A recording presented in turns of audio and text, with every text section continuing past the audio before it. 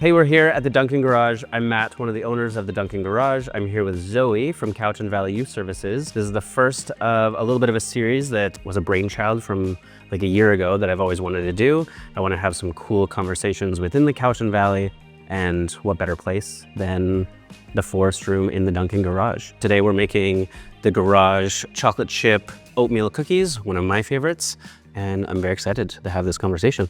Me too. Thanks for having me. No problem. So listen, Matt, it's been a while since I have baked anything at the garage, and even then it was usually in the middle of the night. So this is a different context. Can you walk me through what we're going to be doing here? Hopefully. Did you actually work throughout the night? Were you a night baker? I was a night baker, yeah. Oh, interesting. One of the many hats I wore in this building. Wow, yeah. What was your favorite role that you played here?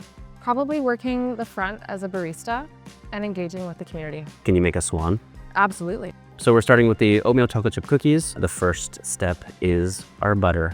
And so we're gonna toss that into here and start to whip that. Oh, that worked.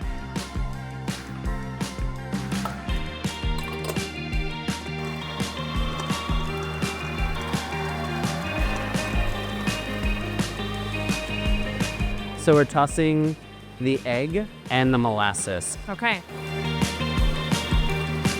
And then we're slowly adding sugar as that spins. Vanilla extract.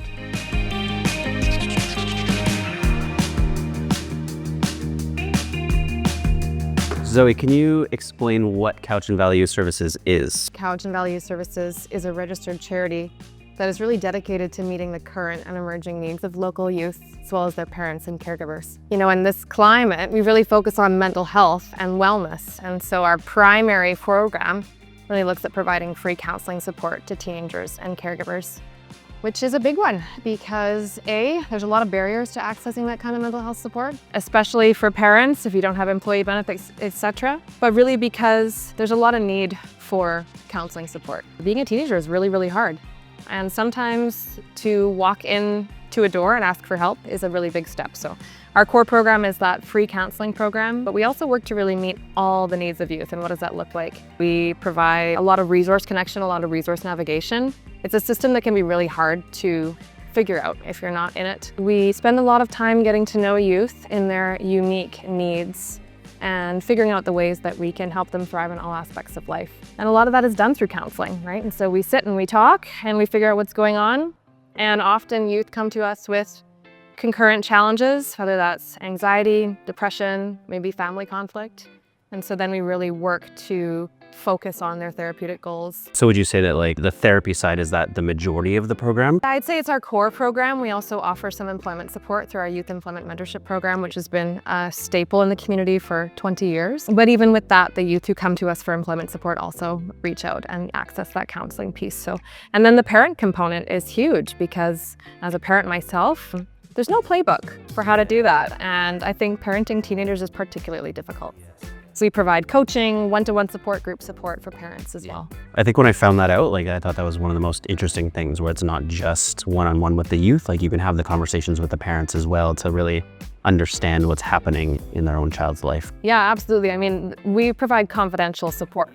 So what that means is that youth can come to us and access counseling without their parents' knowledge. But the end goal is always to get to the bottom of why is that connection not wanted, and how can we help to foster healthy relationships to really encourage youth and parents to come together and figure out how to navigate conflict in a healthy way, how to talk about the sweaty, spicy stuff, and really how to foster relationships that last for a lifetime, because that is such a huge and important part of support. The organization's been around for a very long time, right? Since 1973. As you can imagine, being a teenager and parenting has changed immensely over that amount of time. And I feel like everything has changed so much, around mental health and all those kind of things. And so I feel like that'd be very interesting to just see what was happening in the organization that long ago and compared to today. In our kitchen area, there's an old desk, and an ED from decades ago said, I used to sit at that desk and have conversations with youth, and we'd both be smoking cigarettes and sitting there, and things have changed so much. But we would have groups for, young mums. That need has changed. There's a lot less teen pregnancies now. And so now we look at, okay, there's more need for support for gender nonconforming youth and parents of gender diverse youth. And so when I say we're here to meet the current and emerging needs, we're youth services. Being a youth changes, society's changing, and so we're constantly evolving to ensure that we can help our youth in our community to thrive. It's no small job. Much like running this incredible establishment, it's no small job. And I'm sure some people would think that you're a little wacky for choosing to do that, but what does it really mean to you to be in this space, such a hub for community? Over the years, like I moved to the Cowichan Valley about 12 years ago. I didn't fully understand it when I first got here. And then I slowly started meeting very, very unique people in the Cowichan Valley that I've never seen before. And just talking to them, it's been incredible getting to know all these unique people and what the Cowichan Valley offers. I took it for granted in the beginning, and my first business that I owned in the Cowichan Valley is what brought me here. And I'm very grateful for that entire experience because it brought me here. And I think it was like the stepping stone to this business, moving from the franchise world into this where we have full creative control over things has been very cool. And I think that it was stressful in the beginning because this is like a staple in the community and there would be like these extra eyes on you. Are you going to change anything? And I've been eating here for like 12 years and I love what it is. And so I was like, we ain't changing anything. I started working in this establishment when I was a 14-year-old. The feeling and the energy that I felt then, just parking and walking in today, I felt it again, 20 years later.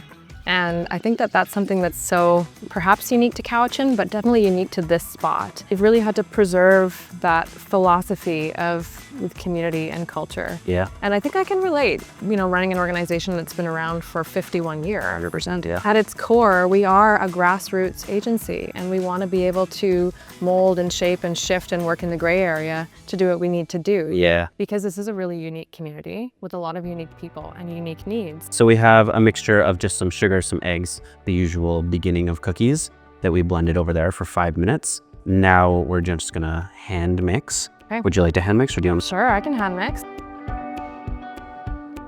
If my old baking mentor is watching this, I hope I'm doing her proud. Jenny, if you're watching, thank you.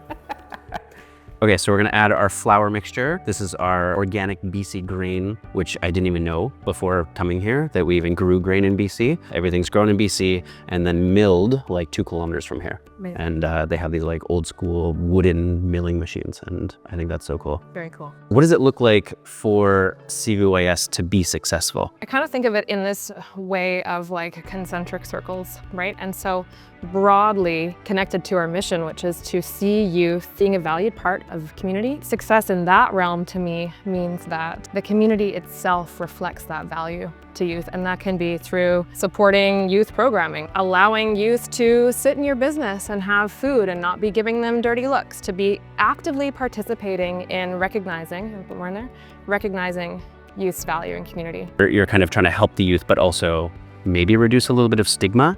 There's a lot of community education and advocacy that goes into this work, I think. Top of mind issue for youth right now is community safety, which isn't surprising. But I think part of that is, having safe spaces for youth to go. When I came here today, I recognized some youth sitting here who are clients.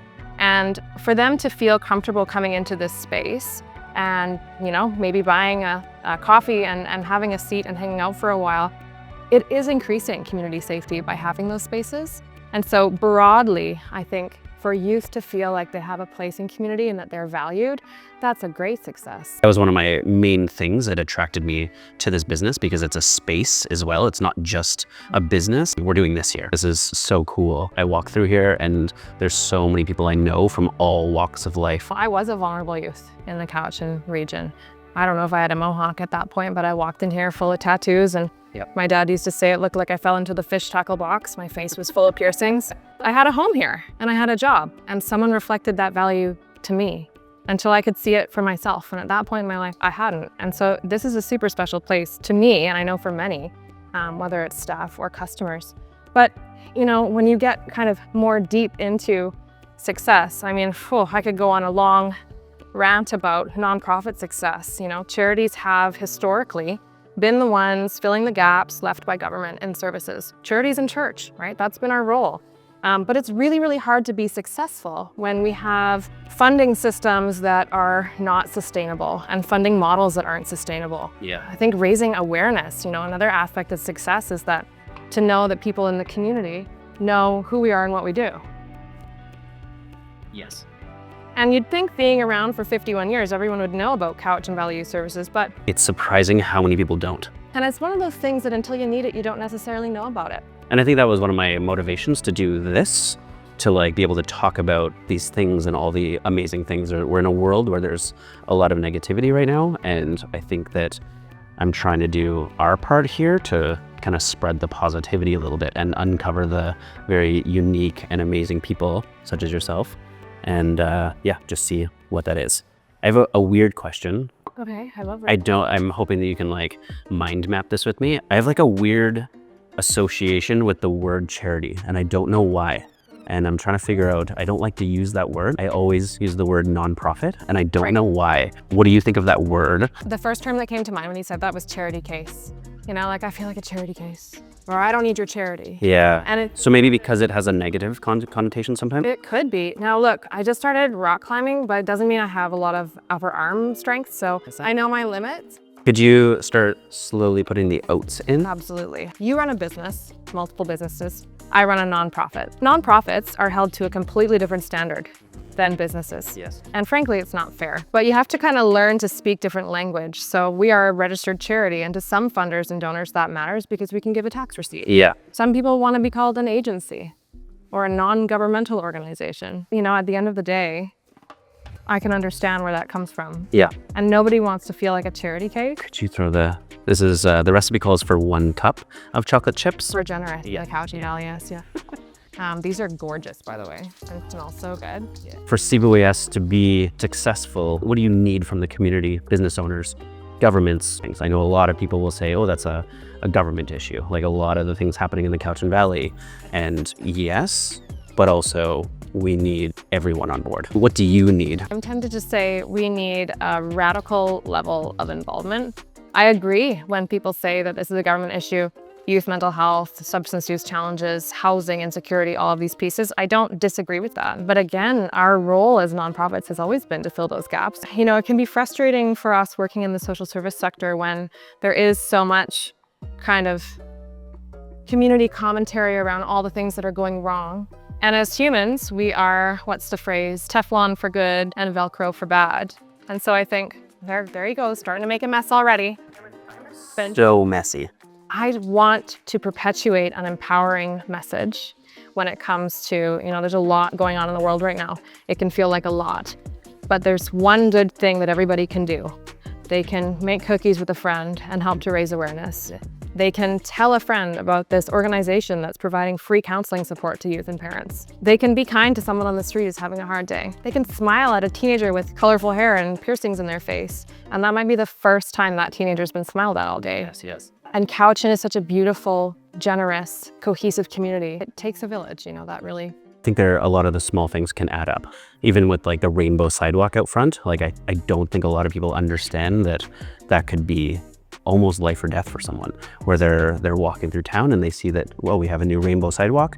That resonates with a lot of people, that it's a safe community, and not a lot of people understand that. I think that when I saw them popping into town, like, it helped me a lot. Okay, so these are all mixed up. We're going to put this in the cooler for an hour or even overnight. We do ours overnight, and then it kind of breaks down those things, and then we can put them into cookies. But we have some that has cooled already, and so I'll grab those. All right, let's do it. Okay, this has been in the cooler overnight, and we're gonna divvy them out now. You know, Matt, I know that this isn't maybe the highest stress situation as we bake this beautiful ball of chocolate chip oatmeal cookies, but owning a business is hard. You know, what are your practices in terms of caring for yourself when you have so much going on? Well, it's taken years to kind of be okay with the crappy feelings. Just knowing that even if you're going through something crappy right now, it's not always going to be like that. And I think I have to remind myself that, I remind staff that, my business partners. If I look back over all the crappy times of my life, like, it doesn't feel that hard now. I reflect on it, I learn from it, but it passes. When I think about what is our job when we're working with youth, the reality is, and I use this phrase a lot, it's that we're trying to teach skills to help youth be better sailors on the changing tides of life. Because life's never one way, right? It's never always great. It's never always horrible. But what really matters is how, and I think that's what resilience is. That's a bit of a buzzword. Yeah. But to me, that's what resilience is. It's being able to make it through those hard times. Also how far you've come, celebrating those things too, and that growth. But I talk through things a lot, and I have a very great therapist that I talk to on a weekly basis. And even if I don't have anything that's critical in the moment, like she's helping me guide my conversations, or like I touch on unique things that I just don't know how to exactly deal with. And so I think just talking those things out loud, writing them down, that helps me quite a bit. And I like that you keep going even when things are going well, right? I think that's often what happens with mental health stuff. We reach out when we're in crisis, and certainly that's what we see a lot. And plus, we are time limited in our counseling sessions, where a lot of places are, you get 10 sessions. What do you want to work on? Okay, now you're gone. With young people, consistency of trusting and safe relationships is so important. So we hang out with kids for years and years and years. And sometimes, some sessions, it's, my boyfriend broke up with me and everything sucks and I have exams coming up. And other times it's like everything's fine. But having partners to navigate life with, how important to you, and how important in your life and in your business is your support network? My support network over my entire life has been very critical. I had a crazy life things happen, like when I was around 20 years old, and my friend group at the time is why I'm alive today. That taught me at that age, okay, these are my people. A safety net, yeah. I think I said to a youth this week, I'm like, what do you think happens to your car if you don't take it into the mechanic every once in a while? They're like, well, it breaks down. I said, relationships are the same way. And similarly, if you are only having intentional conversations when things are going poorly, that's not going to cut it. Okay, so we're just going to squish these down now with our hands, just so they become a little bit more flat. I mean, that's the garage way because we stack them and make them aesthetically pleasing. You can do whatever you want if you're making your own cookies, but we might as well make them the garage way. Okay. So we're just giving a little squish. How are my scooping skills? Great, yeah. I don't like uniform perfect cookies, and the garage is not all about uniform perfect. That's a really nice way of saying that there's a lack of consistency in my scoop mate. I appreciate it. No, it's great. It's great. And then we're just going to toss these in the oven, 350 for 9 minutes. Into the oven they go. Okay, cookies are in the oven, 350 for 9 minutes. I know you had your first job when you were quite young, you were 16. And I'm so curious, what would you say to business owners who are maybe hesitant to take a chance on a young person and give them a job? Cliche, but you have to do it. Like, I think that remembering what it was like when you were young, and everyone kind of knows what that's like, trying to connect with that youth a little bit more and see the potential within. I like getting the perspective from our younger staff, what we could be doing different. I think that my brain's been a certain way for a long time, and I really try to pull from the different generations. I appreciate that you touched on that kind of what I heard is like harnessing the power of a multi-generational workforce, and also inviting people to step into the perspective of their younger self when they were looking for their first job. I think that something that a lot of people don't necessarily acknowledge is that there are also youths who face a lot of barriers to employment, right? And anxiety levels are through the roof, right? Youth in the Cowichan Valley School District in 2024, they did a survey, and that 43% of youth rated their mental health as poor. Oh, wow. Anxiety levels are through the roof. We know these things can impact your ability to get into the workforce or to maintain a job. And so, yeah, I really appreciated that. But the other piece is I know that you have, in your previous businesses, hired youth out of our Youth Employment Mentorship Program. And, this is a program that is so life-changing for so many young people.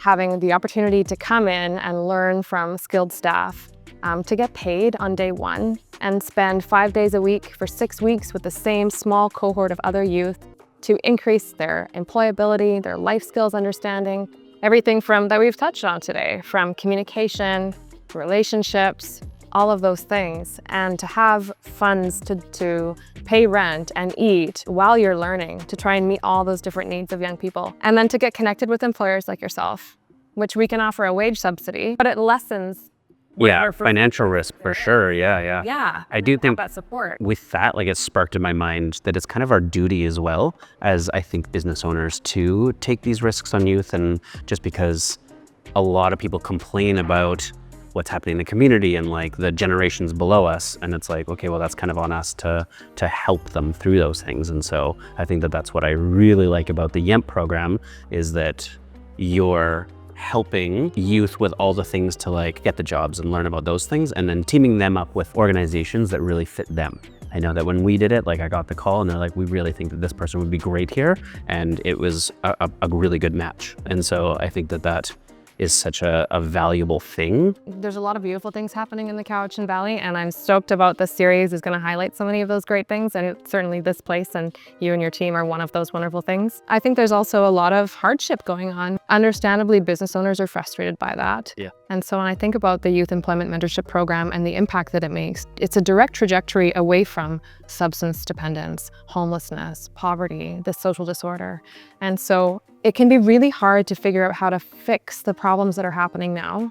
And what I really want people to understand and come to know is that by investing in youth today, they're investing in the future of the community. You and I are both, from how I see it, working on these legacy pieces here at the garage at Cowichan Valley Youth Services to create impacts that we might not even see in our lifetime. Our why of why we do this, I think that I see what's happening in the Cowichan Valley now. I think about 30 years from now of everything that we're doing now is going to have such a monumental impact later on. It's having an impact now, but I think that it's going to shape things in the future. And this is so special to me to get selfish and personal for a minute, to be here and talking about these things, because I am the kid that someone took a chance on.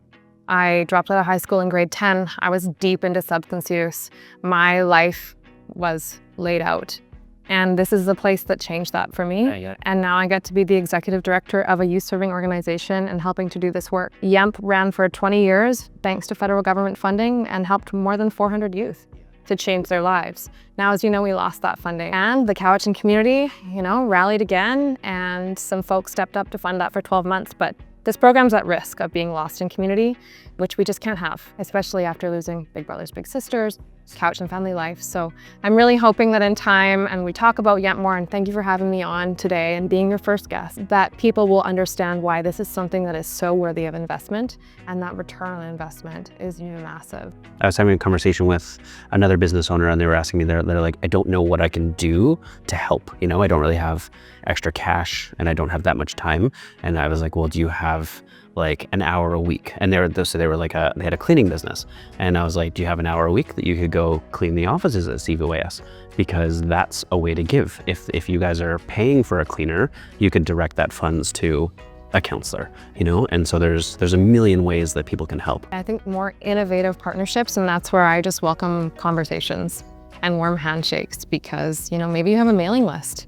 Maybe I can send you something to send out to all of your followers. Yeah. Maybe it's just, there's so many innovative ways to get involved. Okay, cookies are out of the oven. We've let them cool. Would you like to try them now? Absolutely. Excellent.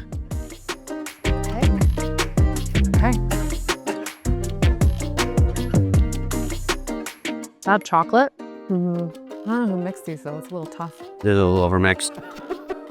So I just want to say an additional thank you for being here today, making these cookies and just sharing the stories of CVYS and everything that is that organization, and you thinking about all the amazing people in the Cowichan Valley. I'm very excited to have more conversations like this.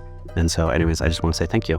Yeah, and thank you for really leading the way and being a role model to other business owners about those innovative ways that they can help to make the community better.